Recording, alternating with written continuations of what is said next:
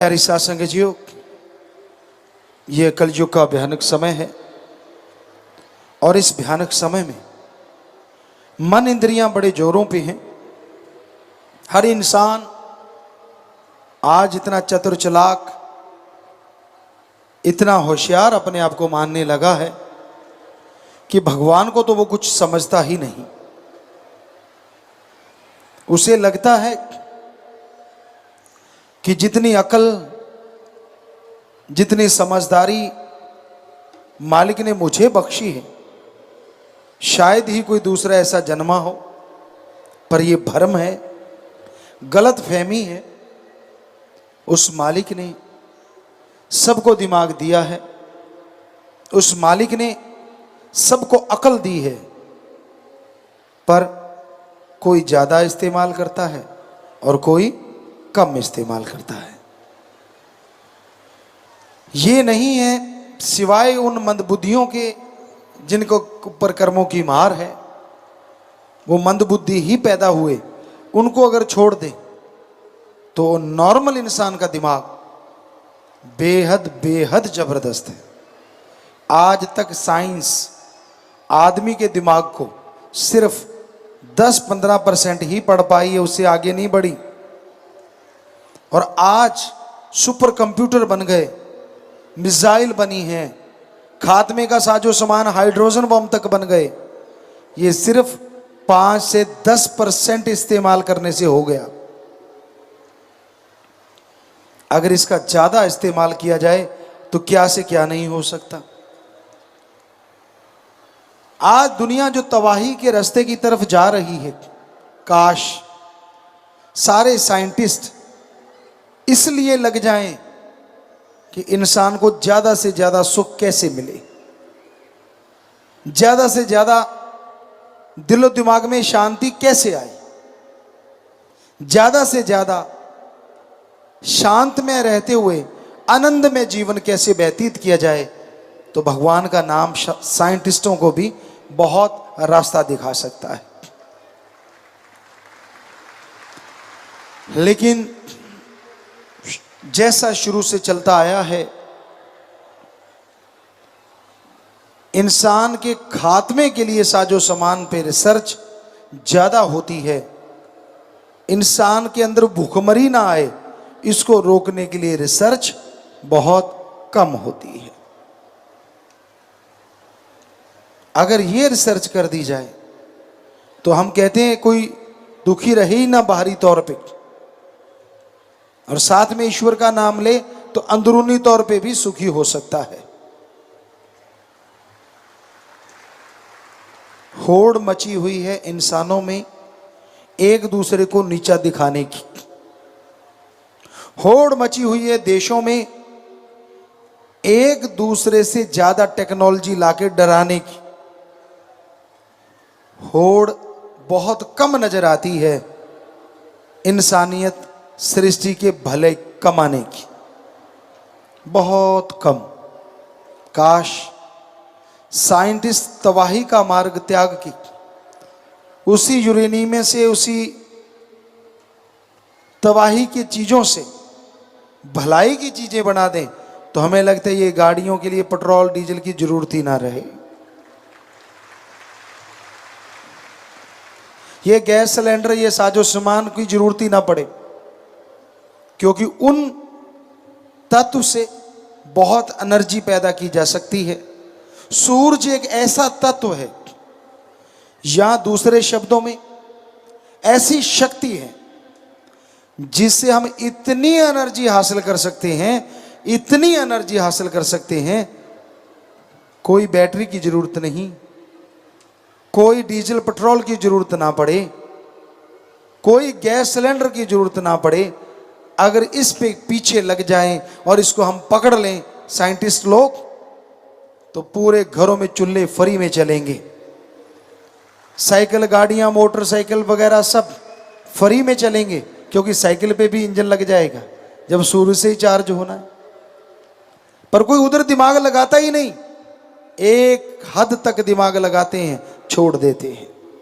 और बेचारा कोई सीधा साधा बंदा उसको पकड़ ले तो उसको कह देते हैं तू नहीं कर सकता, तो कानूनी दायरे से बाहर है। बहुत सस्ते में बहुत बढ़िया चीजें बन सकती हैं। डीएनए के इलाज के लिए हमारे डॉक्टर, हमारे साइंटिस्ट अगर लग जाएं, जो रामायण काल में होता था कि आदमी का डीएनए ठीक कर दिया जाता था और वो सैकड़ों साल जिंदगी जीता रहता था, कभी भी उसको दुख नहीं आता था। लेकिन यहां तो दवाई की सारी फैक्ट्रियां बंद हो जाएंगी। वो होने क्यों देंगे डीएनए की टेस्ट? कितनी दवाइयों के बैठे हैं। अब सोच के देखिए, पूरे वर्ल्ड में सबसे ज्यादा मुनाफा कमाते लोग इससे 3 के 33 लेते हैं। बुरा ना मानना, और क्षेत्रों में भी यही हाल है, पर ख्याल में आ गया तो जो ख्याल में आ गया हमने बोल दिया। हमें ऐसा लगता है, ये हमारे विचार हैं। हो सकता है 3 के 300 भी होते हो, हमें क्या पता। होता क्या 3 के 13 ही होते हो, क्या कह सकते। लेकिन है गड़बड़ जरूर, पक्का है। वरना एक ही दवाई एक ही जगह पे हमने देखी है, 3 रुपए की भी मिलती है और 30 रुपए की भी मिलती है। क्यों भाई? सेम साल्ट है, सेम सब कुछ है। वो बेचारा कोई दानिशमंद देता है, कमाई नहीं करता। वो कहता मैं भी 5 पैसे या 10 रुपए से कमाता हूं, इसका मतलब 2 रुपए 90 पैसे की पड़ती है। और उसी के 30 रुपए भी हमने लेते देखा लोगों को। हर बिजनेस में, हर व्यापार में ये चीजें हो रही हैं।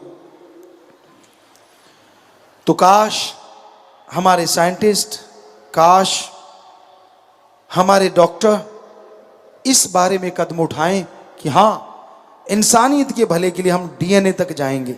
हमने यहाँ के डॉक्टरों को बोला है, हमारे सत्संगी डॉक्टर यूएसए में भी हैं, हर जगह वो आए भी हैं, तो हम उनको कहते रहते हैं कि बेटा ऐसा रिसर्च करो कि डीएनए के बारे में आप सर्च करो, क्योंकि ऐसा हुआ है, कभी ऐसा था। यहां बहुत सारे आज डॉक्टर भी आए होंगे, क्या आप बता सकते हैं? हम डॉक्टरों से ही पूछना चाहेंगे। शाम को लोग तलवारों से लड़े, भालाओं से लड़े, यहां तक कि एटम की शक्ति का भी सामना करा, जख्मी हो गए बुरी तरह से, वो बेहोश हो गए, लेकिन अगले दिन तलवार लेके फिर लड़ रहे। कैसे? महाभारत का पढ़ के देखो, कितनी बड़ी साइंस थी तब। एक स्नेह लेप नाम था। कितना भी बड़ा जख्म हो, स्नेह लेप, कितना भी बड़ा जख्म, रात को लुगदी बना के भर देते थे, सुबह तक जख्म भर जाता था। क्या था वो? इंडिया में था। आप मर्रम देते रहते हैं कि झरीट 10 दिन तक ठीक नहीं होती। दे तेरे की ये ट्यूब लगा ले, वो ट्यूब लगा ले, ज्यादा है तो 2 इंजेक्शन चढ़ा ले। लो जी, जो इंजेक्शन से डरता वो बेचारा पहले ही नहीं आता, यार 10 दिन ठीक है अपने को। तो हम जरूर चाहेंगे कि आप जो कर सकते हो रिसर्च, वो जरूर करें। जरूर स्टेम सेल आपने ढूंढ लिए हैं, ये उसकी तरफ पहला कदम है। हमारे अकॉर्डिंग ईश्वर ने जो दिखाया, ये पहला कदम है डीएनए की तरफ। अगर आप बढ़ोगे तो स्टेम सेल अच्छी चीज है, बहुत पावर है, बहुत शक्ति है, थोड़े में बहुत कुछ है। गागर में सागर कहें तो गलत नहीं, लेकिन अभी डीएनए वाली चीज से आप बहुत दूर हैं। कहीं ना कहीं इस पे रिसर्च हो रही होगी, लेकिन उनको रोका जाएगा। पता है आपको क्यों? अगर डायरेक्ट डीएनए ठीक करने लगे डॉक्टर, तो फैक्ट्रियां सारी दवाई की बंद। जरा सोचिए कितना बड़ा मक्कड़ जाल है, और वो बंद क्यों करने देंगे? पर ये हो सकता है हम हमारे देश के, विदेश के जो भी साइंटिस्ट हैं, जो इंसानियत का भला चाहते हैं, हाथ जोड़ के जरूर गुजारिश करेंगे कि वो डीएनए की तरफ कदम जरूर बढ़ाएं।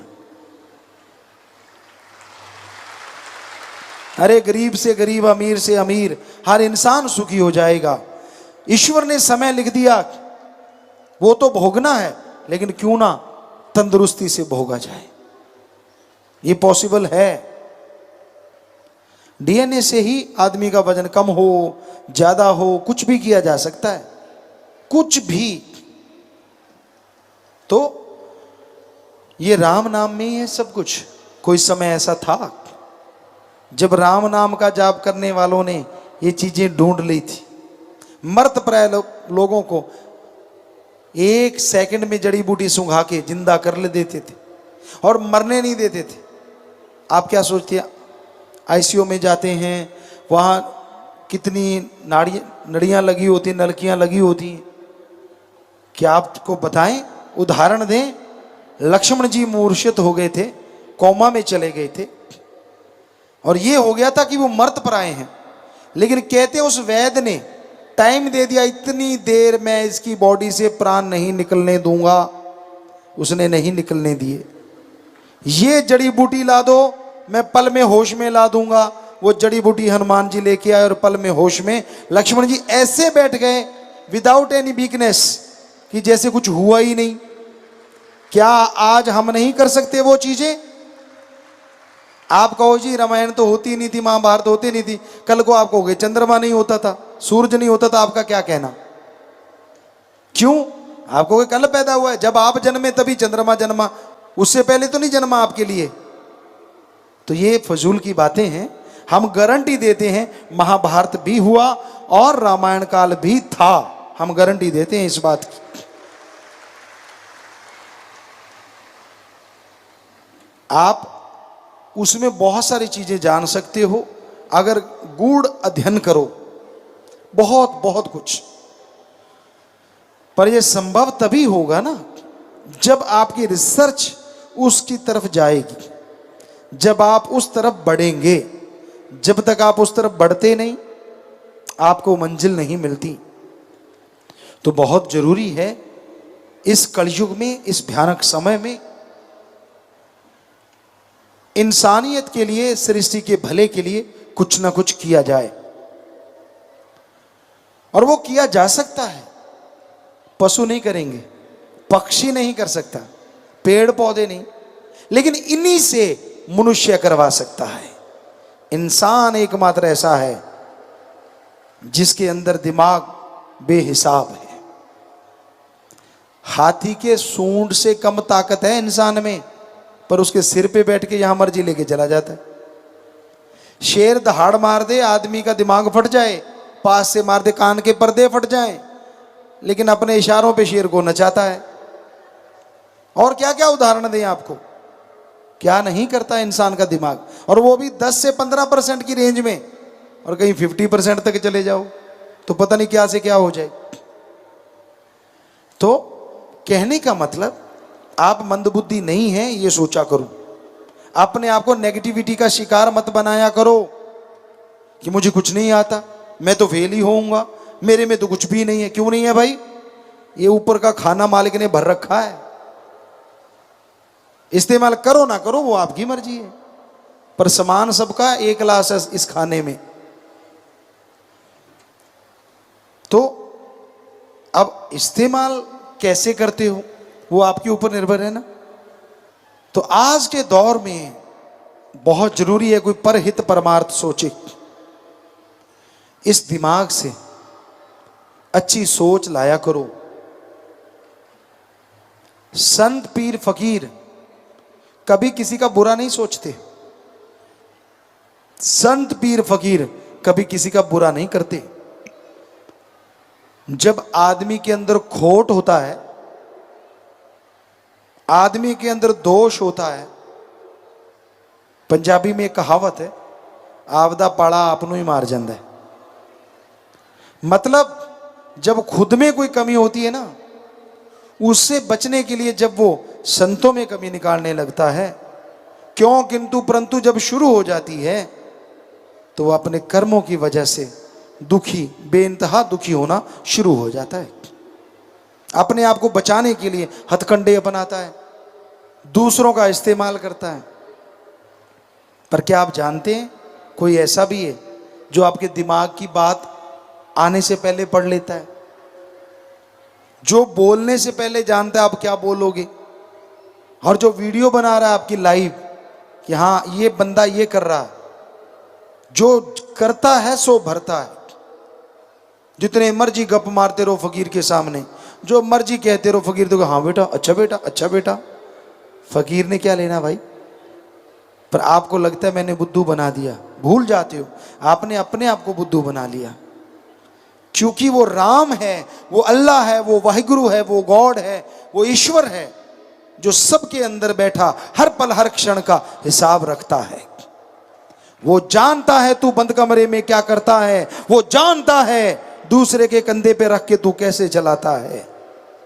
वो अनजान नहीं है। अरे तेरे जैसे अरबों बनाए हैं उसने, क्यों भूल जाता है? वो दिमाग को फिट करने वाला है। कई बार आदमी को लगता है यार भगवान है ही नहीं, तो क्या जो कहते भगवान है ही नहीं, आदमी जैसा दिमाग बना के दिखाओगे? आदमी छोटो, आप कीड़े जैसा नहीं बना सकते, अभी तक तो बना नहीं। क्या आदमी का जो शारीरिक ढांचा है, क्या एक बूंद से या 2 बूंद से ऐसी बन जाता है? तो आप बना के दिखाओ। नहीं ना, कैसे पॉसिबल है? कैसे होता है यह सब? कमाल की रचना करता है वो रचयिता। 2 सगे भाइयों के हाथों के निशान अलग अलग होते हैं। 2 सगे भाइयों की तकदीर कई बार अलग अलग देखने में मिलती है।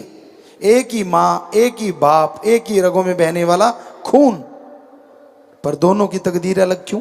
बताइए, बताए कोई साइंटिस्ट का कौन से जीन्स में कमी आ गई भाई? मां भी अमीर, बाप भी अमीर, एक बेटा अमीर और एक गरीब, क्यों? दोनों की औलाद, दोनों का खून। तो बहुत सारे ऐसे सवाल हैं जो साइंस मुंह बाए खड़ी रह जाएगी, उसे समझ नहीं आएगी। पर हां, रूहानियत में इसका जवाब है। जैसे कर्म करते हो वैसा फल आने वाले टाइम में भोगना पड़ता है। मन घड़ंत चीजों पे आप चलते रहते हो, और मन इतना जालिम है जो इंसान को डुबोने में ज्यादा देर नहीं करता। कई बार आपको बात सुनाई है आत्मा और मन की, कई बार उदाहरण दिया है आपको कि एक बुजुर्ग माता थी, उसने 2 पालतू पशु रखे हुए थे, एक था बंदर, एक था बकरा। एक दिन क्या हुआ, सब्जी काट रही थी, फ्रूट पड़े थे, अचानक संदेश आया कि उनके घर मेहमान आने वाले। तो उसने सोचा चलो दुकान से कुछ सामान ले आऊं। वो चली गई, सब्जी काट रही थी, फ्रूट वहीं पड़ा था, बकरा बंधा था, बंदर बंधा हुआ था। लेकिन हुआ क्या, जब वापस आई तो सारा फ्रूट गायब था और बकरा सब्जी में मुंह मार रहा था, खुला हुआ था। बुजुर्ग औरत ने आप देखा ना ताप, डंडा लिया उठा और 8-10 धर दी। पड़ोसी देख रहा था, उसने रोका, ए माता रुक, ताई रुक। कहने की बेटा क्या है? मर जाना, मेरी सारी सब्जी खा गया बकरा। ताई ये गलत। कहते सही क्या है?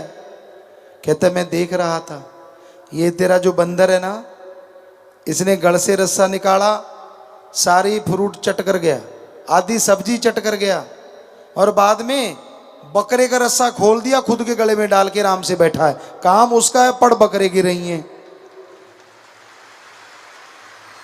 तो उसी तरह काम आपके मन का होता है और पड़ आत्मा की रही होती है।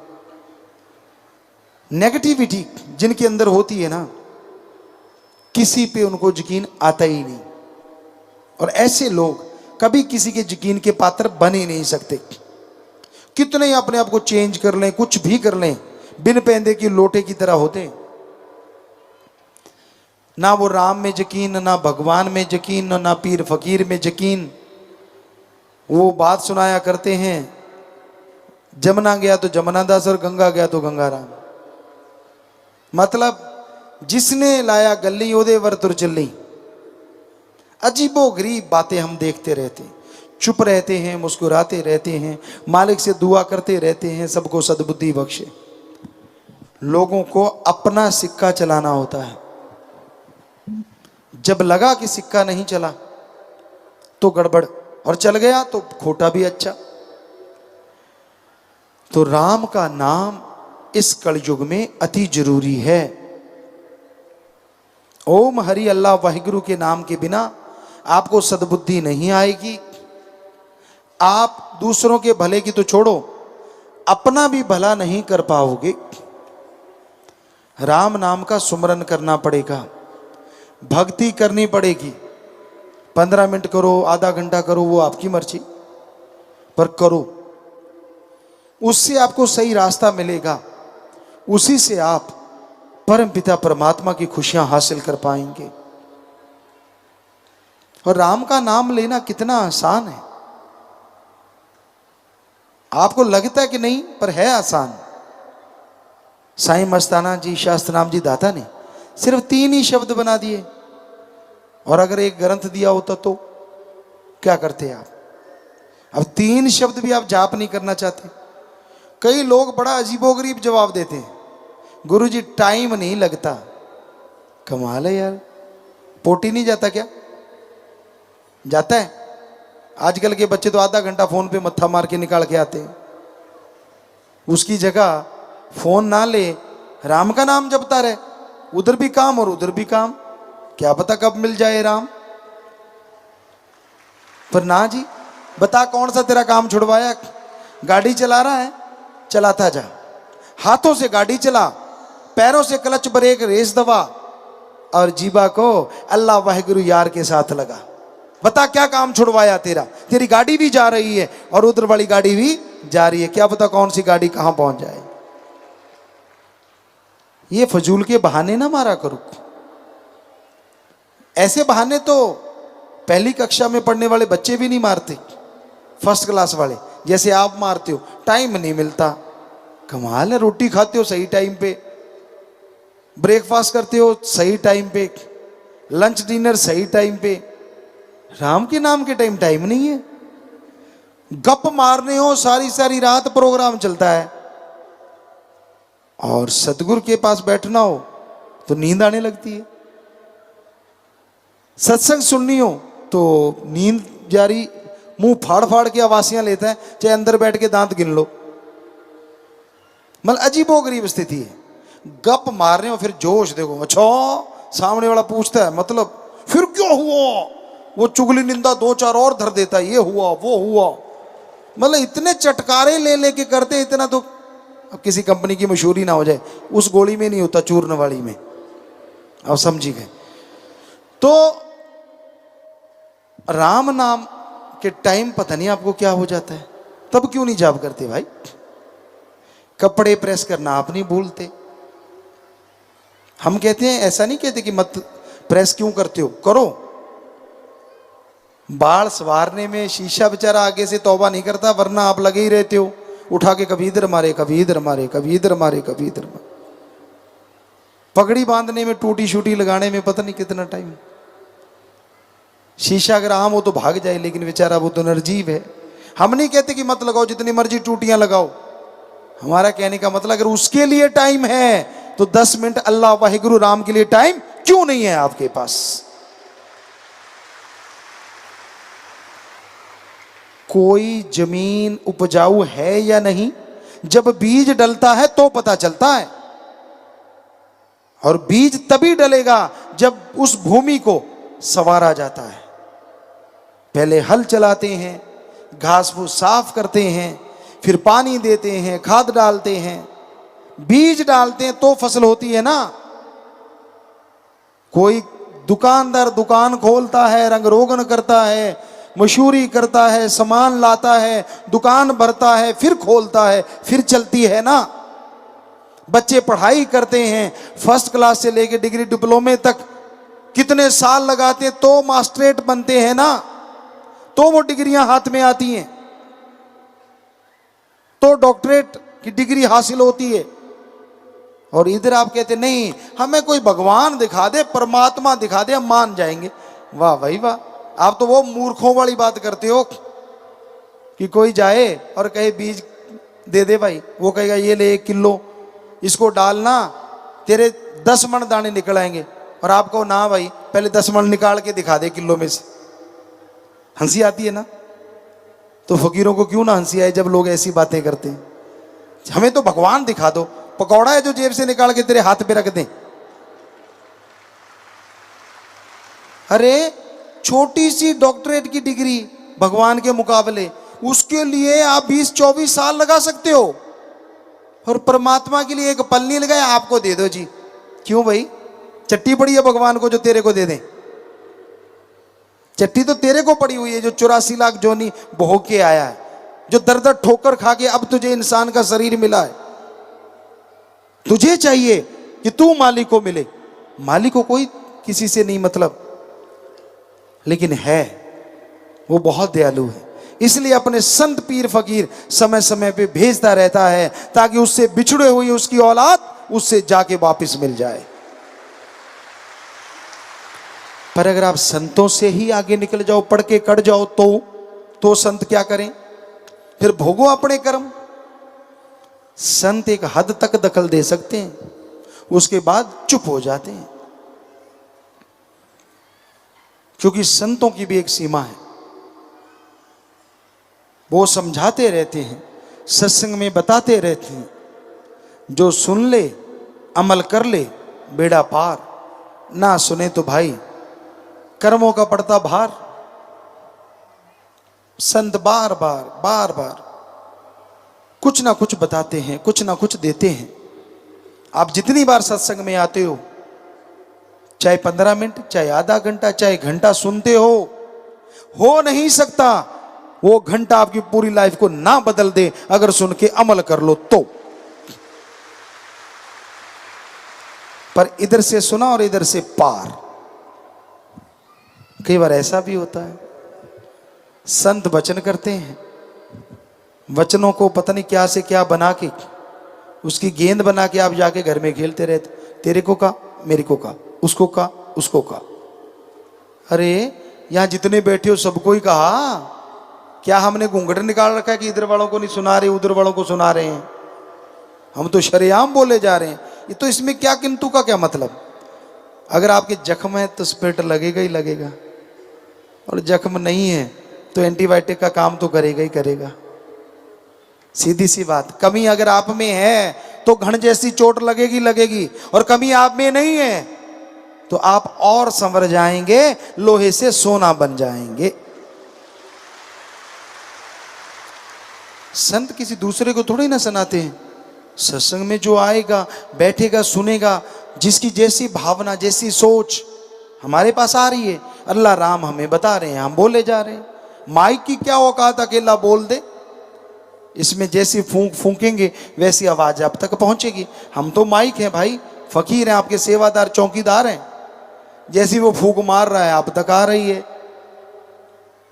तो सुन के अमल कर लो, ज्यादा एक्टिंग मत करो। अभी हम फिल्मों में काम करते रहते हैं आपके भले के लिए, तो वहां हम एक बात कहते हैं बच्चों को, ओवर एक्टिंग मत कर। यहां क्या बोलें, सारे हीरो हीरोइन बैठे होते हैं, जब हम निगाह मारते जानबूझ के करते हैं पुत ज्यादा पता लगता है जो तू ऐ करते हैं कि छुपाई जन्ना है। सो कहने का मतलब, पता तो हमें सब है, ऐसा फिक्र में ना रह जाना, पर जैसा तू वैसा चल, जैसा चलना चाहे चलता जा। हमने क्या लेना भाई? अगर तू ओवर स्मार्ट बन के चलना ही चाहता है तो चल, तेरी मर्जी। फकीर बुरा नहीं कर सकते सोच में भी, कर्मों से तो क्या करेंगे किसी का। लोग जल्दी भूल जाते हैं, ये अलग बात है। हमने देखा परमात्मा ने जिनको जिंदगी बख्श दी, उसे पता था कि मेरी इस पल मौत होती, उसे पता था सारी जिंदगी मेरा बर्बाद हो जाती, लेकिन वाह यार, वाह भगवान, वाह राम, वाह राम, वाह राम, वाह राम। जब ठीक हो गया कहता वाह राम, मैं सही हूं, अब तेरा क्या काम। खत्म, छुट्टी। बस इतने मतलब परस्त, भूल गए सब कुछ, और अपने आप को सही साबित करने के लिए गैरों का साथ। वो कहते हैं ना, लंडे नु खुंडा 100 को तो टक्कर दे।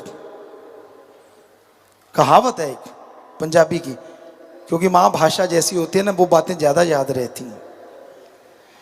तो लंडे नु खुंडा 100 को तो टक्कर दे, एहे जे नु गल करने वाला भी भज के लेंदा है। अच्छा तू सही कहना यार, बस हो गया काम शुरू। भक्ति शक्ति सब उड़ गई, पल्ले रह गई झूठी बातें। वही यार दोस्त, वही मित्र अच्छे लगते हैं जो हाँ में हाँ मिलाएं। कोई सच्ची बात कह दे बड़ा कड़वा लगता है, गड़बड़ लगती है कि यार मेरे को इसने सच क्यों बोला। कभी फकीरी की तकड़ी पे तोल के देखा करो। और हम आपको गारंटी देते हैं, यहाँ इतनी साथ संगत बैठी है, कोई एक बताए हमने कभी वचन करके या वैसे कह के किसी का बुरा किया हो, कोई भी। हम देनदार हैं कि हाँ भाई इसका बुरा हुआ, हमने कहा कि तेरा बुरा हो जाए, हो ही नहीं सकता।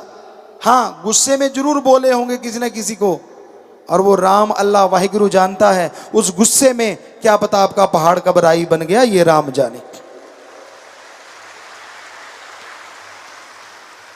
कैसे फिल्म दिखाएं आपको, कैसे कर्म काटते हैं वो भगवान, कैसे राम का नाम जपने वालों की सहायता करते हैं राम।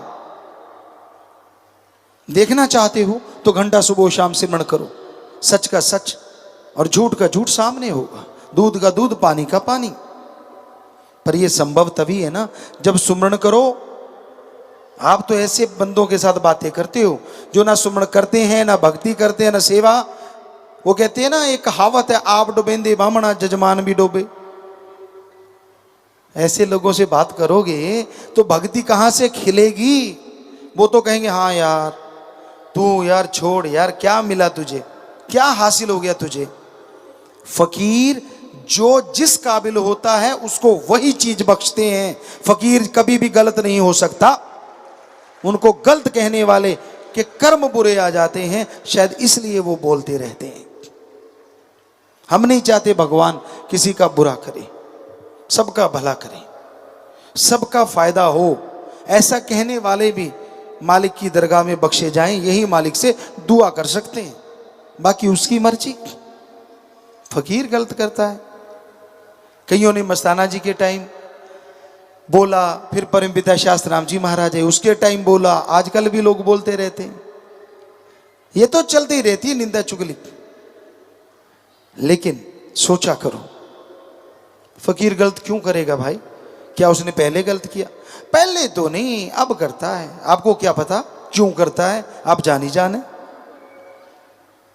और जब सच्ची बात बताओ फिर कहते हो अगर ओहो ही कहना था तो वैसा किया ही क्यों। तो हमारा कहने का मतलब, आप किसी को बुरा मत कहो जब तक उसके बारे में जानते नहीं। जान गए तो भी बुरा ना कहो। क्यों? कल को वो अच्छा हो गया और आपने उसको दोस्त बनाया, अगर बुरा कहा हुआ है तो फिर क्या होगा। सच्ची बात कड़वी लगती है। कोई सच कह दे, हम रोज आजमाते हैं, कोई सच कह दे तो मिर्ची लगती है, और कोई लिपा पोती करता रहे तो वो अच्छा लगता है। तो भाई नेचर बदलनी चाहिए। फकीर सबका भला मांगते हैं, तरवर फल नहीं खाते है, सरवर पीवन नीर, परमार्थ के कारण संतन भयो शरीर। तरुवर पेड़ पौधे फल खुद नहीं खाते, सरोवर मीठे समुद्र या समुद्र पानी खुद नहीं पीते, सब दूसरों के लिए होता है। और वैसे ही संत सब कुछ समाज के भले के लिए करते हैं, पर्सनल उनका अपना कोई हित नहीं होता। लेकिन पता नहीं, इंसान की बुद्धि भ्रष्ट जब हो जाती है, उसे लगता है, तो भाई हम तो गुजारिश कर सकते हैं। एक कहावत है, पहला मंजे थल्ले सोटी मार। मतलब पहले खुद के बारे में तो विचार कर ले, तू कहां से 30 मार भक्त आ गया। कौन सी ऐसी भक्ति कर रखी है जो तू फकीर को पहचान गया। फकीर की बात में राज होता है, उसे गलत तरीके से मत लिया करो। अगर उसने वचन कहा है 100% आपका फायदा होगा, नुकसान नहीं होगा। तरोड़ मरोड़ के चटकारे ले लेके मसाला लगा लगा के कुछ और ना बनाया करो। मर्जी है आपकी, हमें कोई दुख नहीं लगता, और लगता भी है। दुख इसलिए नहीं लगता कि हमारी बात क्यों काटी, और लगता इसलिए है कि वो राम ने कहलवाई है, उसमें पता नहीं आपका कितना फायदा होने वाला था और वो आपका नुकसान हो गया। तो भाई फकीर कभी किसी का बुरा नहीं करते, सबका भला सोचते हैं, भला करते हैं, लेकिन कलयुग है, यहां भला किया लोग चुटकियों में भूल जाते हैं। चुटकियों में जिंदगी तक जिस मालिक ने दी हो भूल जाते हैं वो कि यार मेरी जिंदगी जब उसकी दात है तो मेरा मुझ में क्या है। ऐसे तो नहीं गुरु साहबानों ने लिखा, मेरा मुझ में कुछ नहीं, जो कुछ है सो तेरा, तेरा तुझको सौंपते क्या लागे है मेरा। ये दो लाइनें ही अगर कोई मान ले तो राम का ऋण कभी ऐसा हो ही ना कि उतार पाए। उसको पता है कि लाइफ में ये पल था और अब ये पल है किसकी वजह से। तो मतलब ही नहीं है कि इंसान उस राम के प्रति कभी गलत बोले, भगवान के प्रति कभी गलत बोले। लेकिन ये यहां से जिंदगी यहां मिली, और जैसे आपको बोला कि जब सब कुछ ठीक है तो राम का क्या काम, और जब नुकसान होने लगा, घाटा पड़ने लगा, आजा राम आजा राम। तो ये सही नहीं है। एक रस तो रहिए कम से कम, उसका शुक्राना करोगे। हम गारंटी देते हैं शुक्राना नहीं करवाएगा वो, बदले में ढेर लगा देगा वो खुशियों के, दया में रहमत के, कृपा दृष्टि के। हां, आप मानो ना मानो वो एक आपकी मर्जी है, आप अपनी राय रखते हैं। आप हर कोई मर्जी के मालिक हैं, आप पशु नहीं हैं जो खूंटे से बंधे हुए हैं। हर इंसान अपनी मर्जी का मालिक, हर किसी में अपनी अकल है। पर कईयों को हमने देखा, जो उनको पहले देखा कई सालों वही हाल, वही अहंकार, वही खुदी, वही सब कुछ, ना बदले। तो भाई फकीर ये नहीं कहते कि तू मेरी पूजा कर, फकीर कहते पूजा उसकी कर जो तेरे अंदर रहता है, पूजा उसकी कर जिसने सारी सृष्टि को बनाया है, पूजा उसकी कर जो अल्लाह वाहिगुरु राम है, उसकी पूजा कर। और पूजा के लिए पैसे ना चढ़ा, पूजा के लिए नोट बोट की जरूरत नहीं है, उसकी पूजा करनी है। अगर तेरी आंख से उसकी याद में तड़पते हुए एक आंसू भी बह गया, वो हीरे जवाहरात से बढ़ के मालिक दान मानेगा और खुशियों से लवरेज कर देगा। पर उसकी याद में, सिर्फ उसकी याद में। हमने देखा है लोग वैराग्य पैदा करने के लिए मरे हुए माँ बाप को याद करके रोने लग जाते हैं। एक्टिंग में तो ठीक है, पर आप ये दिखाओ कि मैं तो भगवान की याद में, मुझे तो जी वैराग्य आ गया, ये गलत है। वैराग्य लाया नहीं जाता, आ जाता है। और वो जो आ जाता है तो ईश्वर को भी ले आता है। तरीके रास्ते भगवान को बहुत जल्दी पाया जाता है। खुश्क निवाजे, खुश्क रोजे, खुश्क भक्ति, खुश्क इबादत, सालों लगे रहो, कुछ फर्क पड़ता नहीं। और तरीके रास्ते, वैराग्य के रास्ते लोग कुछ घंटों में मालिक को पा लेते हैं। तो भाई ये वैराग्य का रास्ता अल्लाह वाहिगुरु राम तक जल्दी ले जाता है। लेकिन भाग्यशाली जीव होता है जिसकी आंखों से दो बूंदें वाहिगुरु के लिए, राम के लिए गिरती हैं। बेटा नहीं हुआ, आंसू, पशु दूध नहीं दे रहा, आंसू, दुकान में घाटा पड़ गया तो आंसू, बच्चों के नंबर कम आ गए तो आंसू। क्या है, अगली बार ज्यादा आ जाएंगे। और तेरे आंसू से नंबर तो बढ़ने से रहे, ये तो यानी तेरे आंसू से 10 नंबर बढ़ जाएंगे, ऐसा तो है नहीं। तो जरूरी है, आंसू बहाना कुछ गलत नहीं होता, लेकिन उसका रास्ता सही हो तो ये आंसू भगवान से भी मिला देते हैं। वैराग्य अगर सही हो, ईश्वर का नाम लेते हो, सेवा करते हो, ये वैराग्य के रास्ते चल के लोग मालिक को जल्दी पा लिया करते हैं।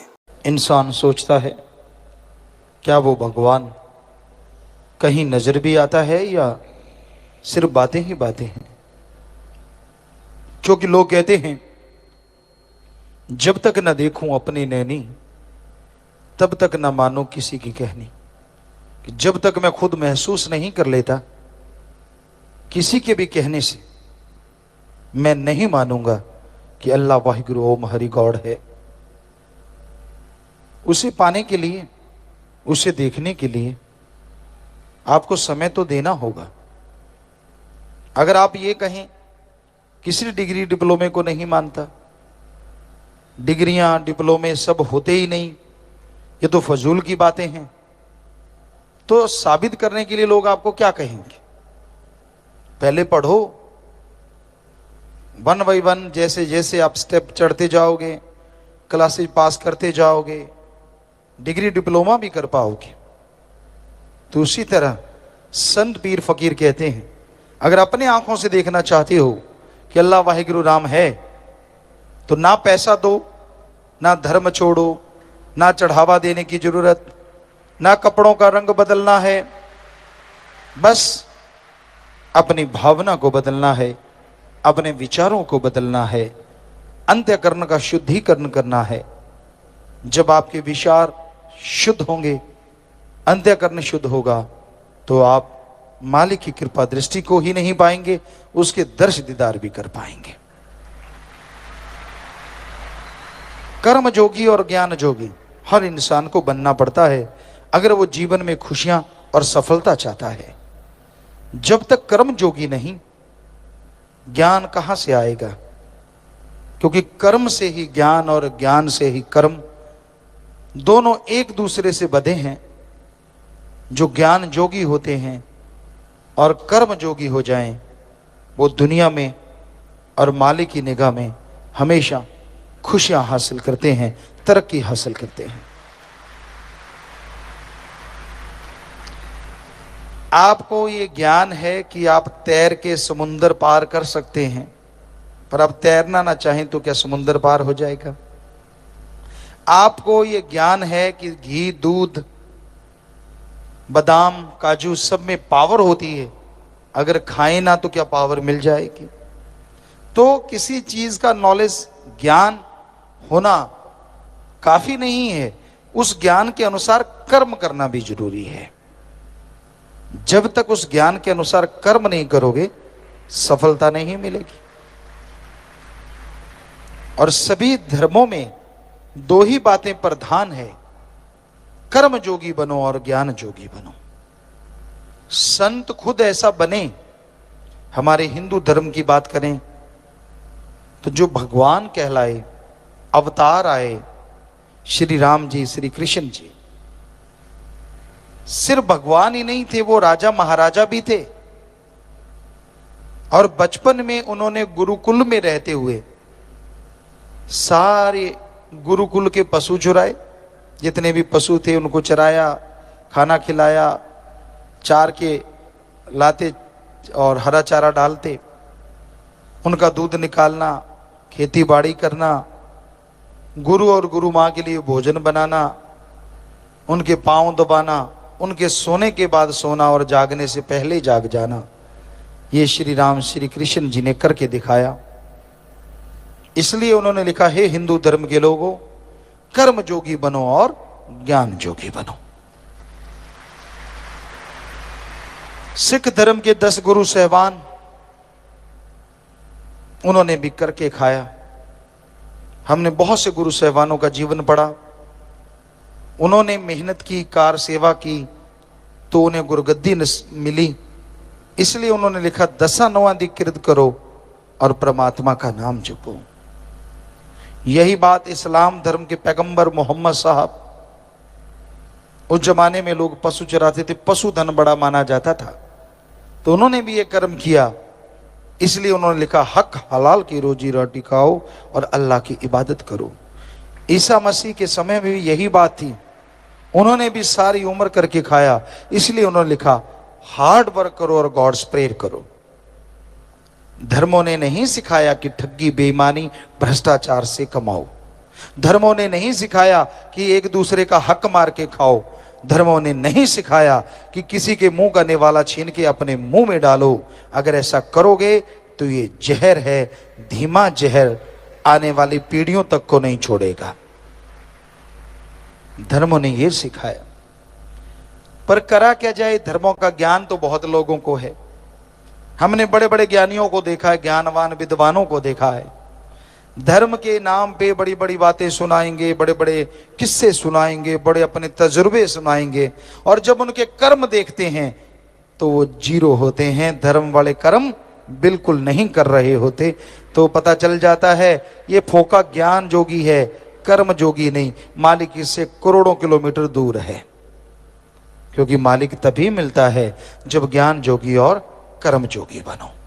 ईश्वर के नाम का ज्ञान हो और उस ज्ञान के अनुसार कर्म करो तो यकीनन मालिक की प्राप्ति होगी, यकीनन मालिक की दया में रहमत के काबिल बनोगे। तो अपने विचारों का शुद्धिकरण करना अति जरूरी है, विचारों को अपने कंट्रोल में रखना अति जरूरी है। और विचार कंट्रोल में तभी रहेंगे जब आप प्रभु के नाम का सुमरन करेंगे, जब आप ईश्वर के नाम की भक्ति करेंगे। ईश्वर नाम की भक्ति तभी होगी जब आप सच्चा सत्संग सुनेंगे और सत्संग सुन के गुरु मंत्र नाम कलमा लेंगे, उसके अनुसार जीवन गुजर बसर करेंगे। यकीनन काम धंधे में भी बरकत होगी और मालिक की खुशियां बेइंतहा आप हासिल कर सकेंगे। ईश्वर के नाम में वो तमाम खुशियां हैं, तमाम बरकतें हैं जो इंसान सोच भी नहीं सकता। इंसान की तकदीर, इंसान की किस्मत, इंसान के साथ होती है, लेकिन इंसान ही है जो अपनी किस्मत को, अपनी तकदीर को बदल सकता है।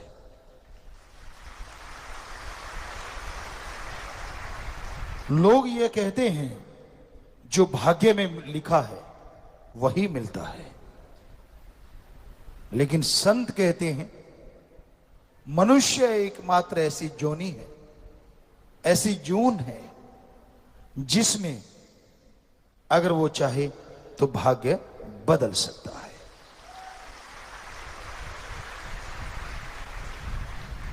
उसके लिए कर्मठता, उसके लिए कर्मयोगी और ज्ञान योगी होना बहुत जरूरी है। आप कर्म करें और ईश्वर की भक्ति इबादत करें, उस मालिक के नाम के साथ साथ अच्छे कर्म करो, कड़ा परिश्रम करो, शारीरिक मेहनत या दिमागी मेहनत जो लगातार करते हैं, साथ में प्रभु परमात्मा का नाम जपते रहते हैं, हो ही नहीं सकता उसे अंदर बाहर किसी चीज की कमी आ जाए।